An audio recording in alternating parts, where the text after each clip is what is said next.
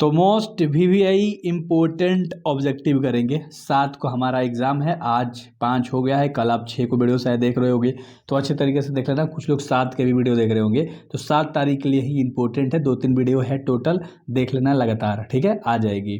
सबसे पहला सवाल है कि एस आर्बिट का आकार होता है। एस आर्बिट का जो आकार होता है वो गोलीय होता है। कैसा होता है जी?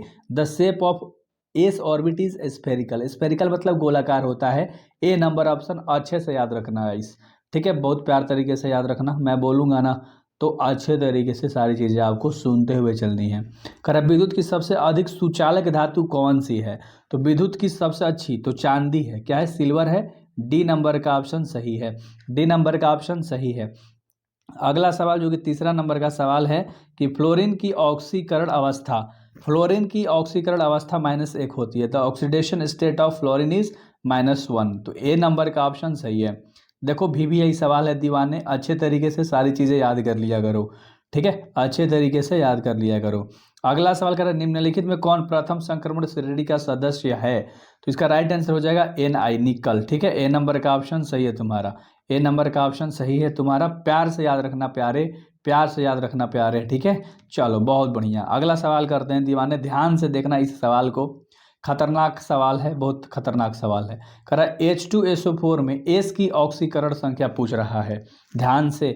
तो +5 है ना, क्या होता है? प्लस का 5 होता है। ए नंबर ऑप्शन तुम्हारा सही है।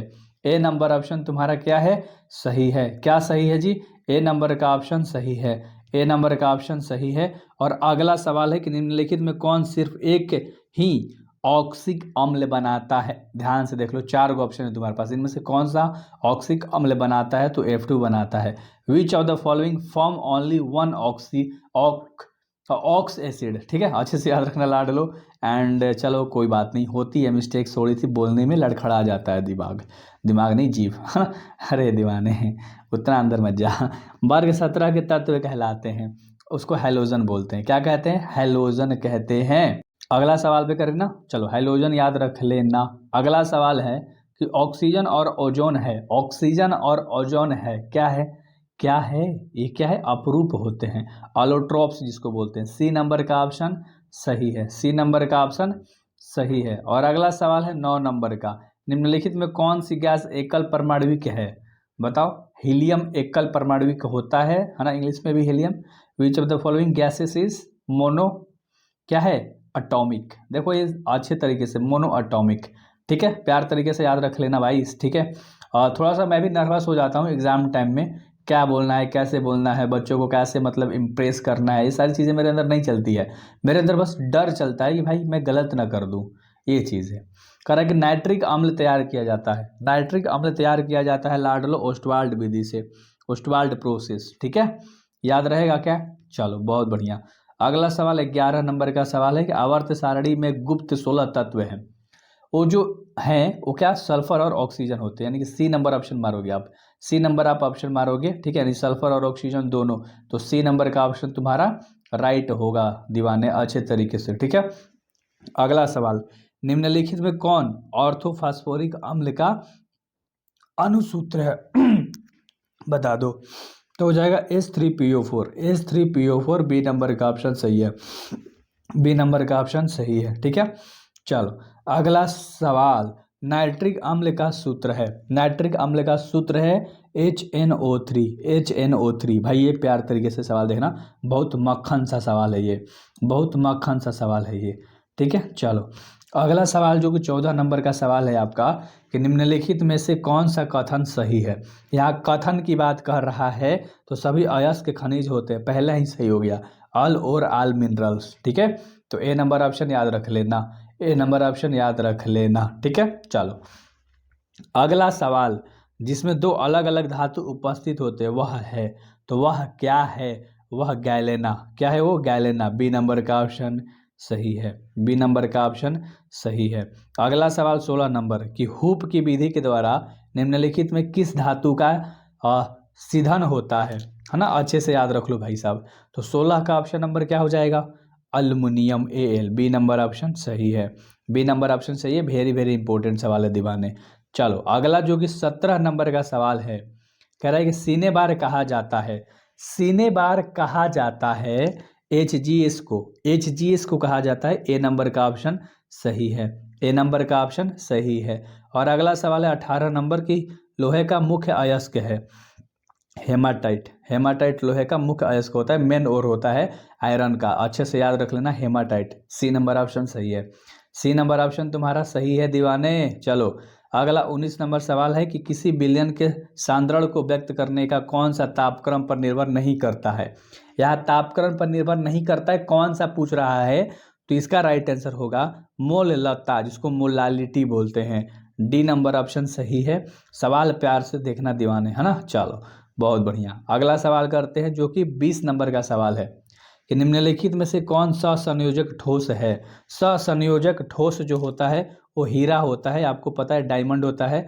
बी नंबर का ऑप्शन सही है, इसे मत भूलना, इसे मत भूलना। अगला सवाल, क्रिस्टल होते हैं, क्रिस्टल होते हैं, क्रिस्टल होते हैं 4 प्रकार के, 4 टाइप्स। ए नंबर का ऑप्शन सही है, ए नंबर का ऑप्शन सही है, 4 टाइप्स के होते हैं क्रिस्टल। एंड अगला सवाल है 22 नंबर, एक क्रिस्टल में कितने प्रकार के क्रिस्टल जालक संभव हैं। अब ध्यान से, एक ही क्रिस्टल में कितने प्रकार के क्रिस्टल जालक संभव है पूछ रहा है। दिमाग में आया क्या? बहुत बढ़िया, 14। क्या? 14, ठीक है, 14 14 14 बोलो, ठीक है। अगला सवाल, बुझा हुआ चूना है, बुझा हुआ चूना है CaOH2, CaOH2, सी नंबर का ऑप्शन सही है, सी नंबर का ऑप्शन सही है।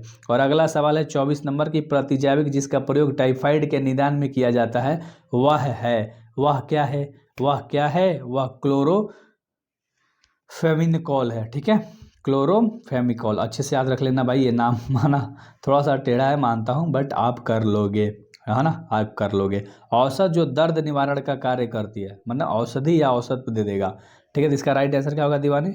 पीड़ाहारी, बहुत बढ़िया, एनाल्जेसिक। बी नंबर का ऑप्शन सही है, बी नंबर का ऑप्शन सही है। और अगला सवाल 26 नंबर कह रहा है कि निम्नलिखित में से कौन सा एंजाइम प्रोटीन के पाचक को प्रारंभ करता है। ध्यान से देख लो, तो पेप्सिन हो जाएगा, पेप्सिन, ठीक है। डी नंबर का ऑप्शन सही है, डी नंबर का ऑप्शन सही है। और अगला सवाल है 27 नंबर, ध्यान से देखना, कह रहा है कि एस्कार्बिक अम्ल है, एस्कार्बिक अम्ल जो है वो विटामिन होता है ना। ए नंबर का ऑप्शन सही है, क्या होता है वो?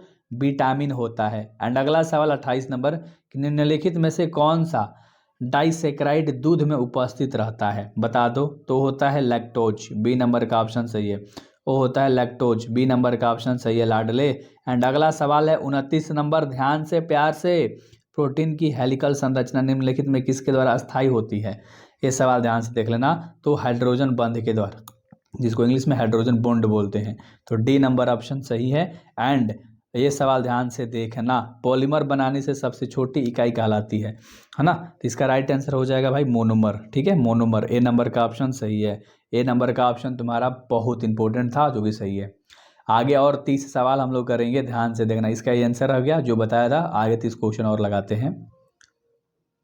सो मोस्ट भी यही सवाल है भाई, देख लो पहला सवाल कि निम्नलिखित में किस प्रकार के दोष के कारण क्रिस्टल के घनत्व में कमी है, बता दो। इसका राइट आंसर शॉर्ट की दोष, बहुत बढ़िया। तो ये तो बहुत आसान सा सवाल था, है ना। अगला सवाल करेंगे जो कि इंपॉर्टेंट है, निम्नलिखित में कौन आयनिक क्रिस्टल है। आयनिक क्रिस्टल पूछ रहा है, तो साधारण नमक एक कॉमन साल्ट आयनिक क्रिस्टल होता है। Which of the following is ionic solid, तो कॉमन साल्ट। क्लियर है ना। देखो इतना बार बोल दूंगा ना, इतना प्यार से बोल दूंगा ना, कि आप कहोगे यार ऐसा चैनल नहीं देखा था। किस कोटि की अभिक्रिया के लिए वेग तथा वेग स्थिरांक की इकाई समान होती है, तो शून्य के लिए, शून्य। ए नंबर का ऑप्शन सही है, ए नंबर का ऑप्शन सही है।